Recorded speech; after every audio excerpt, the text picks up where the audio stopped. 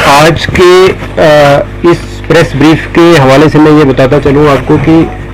29 मार्च को आप सब लोगों ने पहले भी उसको काफ़ी कवरेज दी है। एक बच्ची का जो लाश मिलती है हमें खुरामा गांव जो Lolab police station Lolab area में है और पुलिस स्टेशन लालपुरा का एरिया पड़ता है। वहाँ पे एक लकड़ी के शेड में जिसमें हम लकड़ी स्टोर करके रखते हैं वहाँ पे एक डेड बॉडी मिलती है। प्राइमा फेशी लगता है कि बच्ची का जो है वो गला काटा गया है और उससे उसकी डेथ हुई है। बहरहाल रात का वक्त था और उसके दूसरे दिन जब सुबह के टाइम पोस्टमार्टम करवाया गया तो एक डिस्कशंस डॉक्टर के साथ जो हुई और प्रिलिमिनरी जो पोस्टमार्टम रिपोर्ट उनके हिसाब से ये पता चलने लगा कि बच्ची का गला भी घोंटा गया है क्योंकि उसके कुछ ऑर्गन्स पे जो ब्लड वो ज़्यादा था और जिससे जो डॉक्टर्स का अपना बताने का तरीका होता है उन्होंने ये भी असेस किया कि शायद बच्ची का जो गला पहले घोंटा गया है और फिर उसको उसके जो गर्दन पे है वो छुरी चलाई गई है या कोई तेज़ नोक की जो भी चीज़ जिससे गला काटा गया है। बहरहाल इसी के चलते जो वजूहात थी जैसे लगता था कि जहाँ डेड बॉडी पड़ी हुई है और साथ में जो सराउंडिंग्स थी उन सारे जो मौके को देख के शक जो है वो ज़्यादा आसपास के लोगों पे ही जाने लगा और जो बहरहाल तफ्तीश शुरू की गई उसमें डीएसपी जो लोलाब है सरफराज बशीर, वहाँ के चौकी ऑफिसर हाजिर शकील और एसएचओ मलिक नसीर, इसके साथ साथ एडिशनल एसपी और मैं भी स्पॉट पे गए और थोड़ा इंट्रोगेशन में भी ज्वाइनिंग हुई और कुछ सस्पेक्ट जो हमने उस पर जीरोइंग की तो उनमें फैमिली ही सस्पेक्ट आने लगी क्योंकि जब फैमिली को क्रॉस चेक किया गया कि वो किस सीक्वेंस में लड़की जो है वो रूपोश हुई थी और किस सीक्वेंस में मिली तो उसमें जीरोइंग जो हुई वो फैमिली पे ही हुई। बहरहाल जब फैमिली में भी सेपरेट इन्वेस्टिगेशन चलने लगी, इंक्वायरी चलने लगी तो लड़की का बाप जिसका नाम मोहम्मद इकबाल खटाना है वो हमारा प्राइम सस्पेक्ट लेके उसमें तफ्तीश में आने लगा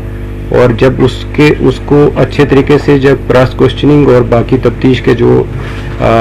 जितने भी मवाद हमारे पास थे उनसे जब कन्फ्रंट किया गया तो उसने कन्फेस किया कि इस छोटी बच्ची जो कि मोहम्मद इकबाल की ही बच्ची है उसका जो मर्डर है वो उसने खुद किया, बाप ने किया है और उसको हमने हिरासत में भी फॉर्मली अरेस्ट किया। और ये कहानी निकल के आई कि चूंकि ये जो इकबाल जो है अपनी बीवी से पिछले 1 साल से इनके बीच जो काफ़ी पर्सनल इश्यूज को लेके लड़ाई होती रहती थी, मैं तू भी होता रहता था, इवन फिजिकल असॉल्ट भी होता रहता था। इसी शाम को जब 29 तारीख को जब इकबाल जो कि पेशे से एक ड्राइवर है, गाड़ी चलाता है सुमो, वो घर लगभग 4:15 बजे के करीब जब घर आया उसके बाद उसने जो शाम के लिए जैसे गांव में होता है कि लकड़ी काटी जाती या दूसरे कोई और डोमेस्टिक काम जो है वो किए और जब 6 बजे के आसपास काम खत्म करके फिर अपने घर में पहुंचा तो बीवी के साथ दोबारा से उसका, क्योंकि उस सुबह भी उसका झगड़ा हुआ था और शाम को फिर से उसका काफ़ी लड़ाई हुई, आपस में बहस मुआवजा हुआ और इवन की उसकी वाइफ ने इसको स्लैप भी किया। तो इसी बीच में वो जो एंगर जो है उसका वो अनकंट्रोल्ड एंगर जो आया, उसने चाहा कि वो अपने आप को मर्डर करता, बट वो एक नाइफ लेके वहाँ से निकलने की उसने ये बहाना किया कि मैं अपने गाड़ी का जो टायर है वो पंचर हुआ है और उसको पंक्चर को मैं ठीक करवाऊंगा। तो वो वहाँ से अपने घर से निकलता है जिसको जाते वक्त उसके ब्रदर शौकत जिनका नाम है, इसकी वाइफ,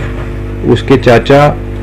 वो सारे लोग उसको देखते हैं और उसका कजिन जो है वो देखते हैं कि वो घर से निकल रहा है और छोटी बच्ची उसके पीछे चल रही है और वो इतने में बच्ची जो है उससे कुछ पैसे 5 रुपये मांगती है तो वो उसको 10 रुपये देता है, बट वो पीछे नहीं देखता है और बच्ची उसको फॉलो करती है, जिसको काफ़ी और भी हमारे पास गवाह हैं जिन्होंने उसको बच्ची को फॉलो करते हुए देखा और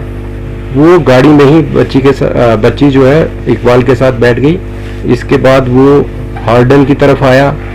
और फिर उसके बाद सीवर की तरफ, खुरामा की तरफ आया और जहाँ पे गाड़ी नहीं, चूँकि उसके बाद इफ्तारी का भी वक्त था और गाड़ी उसने एक आइसोलेटेड प्लेस पे लगाई। जब देखा कि लोग जो है वो चूँकि इफ्तार के बाद रश भी कम हो जाता है, आजकल तरावी का वक्त होता है, और जो ही तरावी के लिए लोग निकल पड़े तो उसने ये सोचा कि लड़की मेरे साथ है, अगर मैंने भी अपने आप को ख़त्म करना है तो इसका क्या करूं। और वो जो आउट ऑफ रेज जो है वो पहले बच्ची का गला घोंटा और बच्ची जो है उसकी डेथ जो है उसी में हो गई। और वो अपनी सोच को बदलते हुए सोचा कि बच्ची को मैं कैसे किसी जगह ऐसी जगह रखूं कि वो उसकी डेड बॉडी जो है वो मिल जाए और फिर मैं अपने आप को भी ख़त्म करूं। बट जब वो वहाँ पे डेड बॉडी को अपनी गोद में उठा के अपनी गाड़ी एक रोड के साइड पे लगाता है और वो इस शेड पे जहाँ पे आखिर में डेड बॉडी मिली है वहाँ पे रखता है। वहाँ पे चूंकि इसने पहले ही अपने आप को ख़त्म करने के लिए एक चाकू जो है अपने घर से लिया था और उससे फिर अपने इस जो जुर्म को वो दूसरा रुख देने के लिए, ताकि इसका शक जो है दूसरे लोगों को भी जाए। और वहाँ पे शेड में जो है वो अब इस बच्ची की डेड बॉडी को रख के उसके बाद इसका गला काटता है। और जिस मिकदार में अदरवाइज एक जिंदा आदमी का ब्लड निकलना चाहिए उतना नहीं उससे निकलता, वो हमने मौके पे भी देखा है। उसके बाद ये चाकू को धो के और अपने पास रख के फिर जाके अपनी गाड़ी को लाके हिस्ब मामूल जहाँ पे ये गाड़ी को रखता था वहाँ पे ही गाड़ी को दोबारा पार्क करके जब घर जाता है उसके बाद ही घर वाले इसको पूछने शुरू होते हैं कि बच्ची आपके साथ गई थी और बच्ची कहाँ पे है। तो वो ये बहाना बोलता है कि बच्ची मेरे साथ नहीं थी। अलबत्ता चूंकि 3-4 लोग जो मैंने पहले भी जिक्र किया कि जिन्होंने उसके फॉलो करते हुए देखा था बच्ची को, तो वो भी उसको कन्फ्रंट करते हैं और इस बीच वो एक और बहाना बना के वो दूसरे उसमें उलझन में अपने आप को जो ख़त्म करने की कहानी को छोड़ के दूसरे उसमें रूप में आके और बच्ची को ढूंढने के घर से या उसको एक और दूसरी रूपोश वाली जो भी मोड़ देने के घर से वो थाना में पहुंचता है और वहाँ पे अपनी रिपोर्ट जो है वो दर्ज करवाता है कि मेरी बच्ची गायब है। लेकिन जिस बीच वो रिपोर्ट करने के लिए आ रहा होता है उसी बीच जब उसके घर वाले या दूसरे मोहल्ले वाले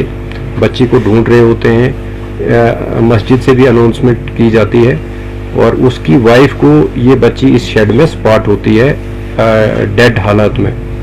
तो वहाँ से फिर बच्ची को बरामद करके वो फिर से जो मैंने पहले शुरुआत में की कि बच्ची को किस तरीके से फिर उसका पोस्टमार्टम किया गया और बाकी जो सारी कार्रवाई मुकम्मल की गई। अभी तक की तफ्तीश में सिर्फ मोहम्मद इकबाल ही एक वाहिद सस्पेक्ट जो वाहिद मुलजिम जो है वो